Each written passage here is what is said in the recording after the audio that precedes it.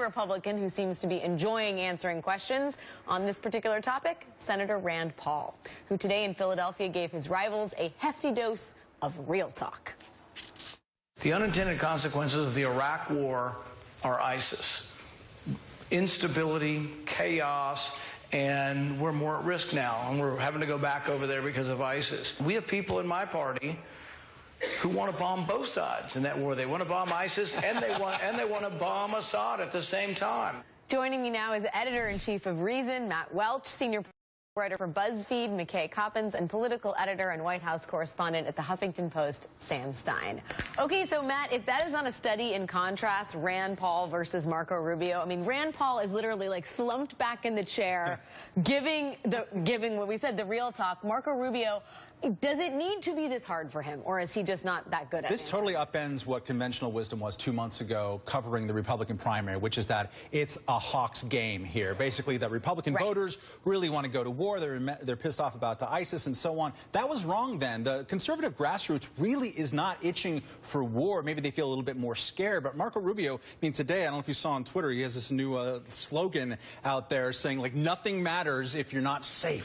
They're trying to go Zell Miller on us in 2015. That's not going to work. That's not where America is at right now. And so it's really interesting to watch Republicans actually have to fight over the Iraq war in 2015. But I want to unpack why Rubio couldn't just do what Lindsey Graham did, which is, yeah, we shouldn't have done that. Because I think what that does, McKay, is open up a whole, forum of public litigation around the mistakes made by George W. Bush, right? This actually started with Jeb Bush, right? With his 5-day, 4-answer, partridge in a pear tree. Through, yeah, exactly, until he finally got to the answer that everyone wanted him to give. But the thing is that's interesting, when he was going through that process, I was talking to a lot of kind of the prominent neoconservative architects of the Iraq War who basically wanted Jeb Bush to say what I think Marco Rubio was trying to say, which is to say, sure, if we had the intel at the time, then we wouldn't have invaded. But look at all these good things that have happened because of the Iraq War. We got rid of Saddam Hussein. There's we have a chance at a democratic Iraq. You forget that a lot of the forum, we have a chance on a day when ISIS is making huge gains. Well, and this 70 miles outside of Baghdad. And this is why the vast majority of the Republican Party, you'll notice last week, took that opportunity to say, no, it was a mistake to go into Iraq. Marco Rubio didn't go that far, or he tried to, but he had a lot of problems because, A, he's trying to be the most hawkish candidate in the Republican field. Nothing matters unless you're safe. And this is where a lot of the Republican donor class is, right?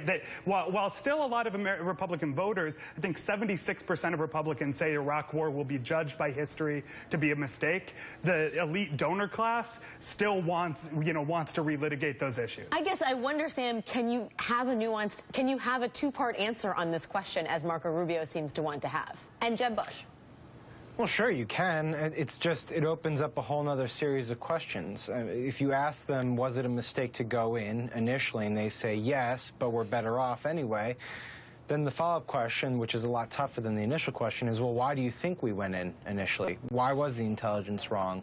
Was the Bush administration responsible for manipulating the intelligence, or were they, generic consumers of bad intelligence like everyone else? I mean, those are the really tough questions that follow the first one. And so I think for Marco Rubio and Jeb Bush, it's much easier to just get off the subject as fast as possible than it is to have that nuanced discussion that you're talking about. Well, and Matt, Maureen Dowd brings this up too. We are not done talking about George Bush, even if Jeb and Marco figure out an answer on this question.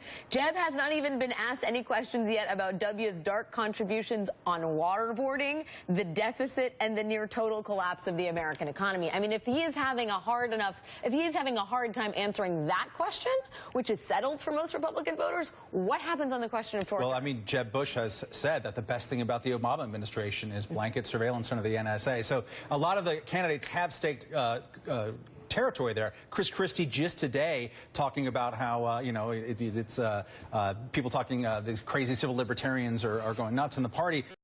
So Republicans candidates, again, are going in that direction, but I think they're going further away.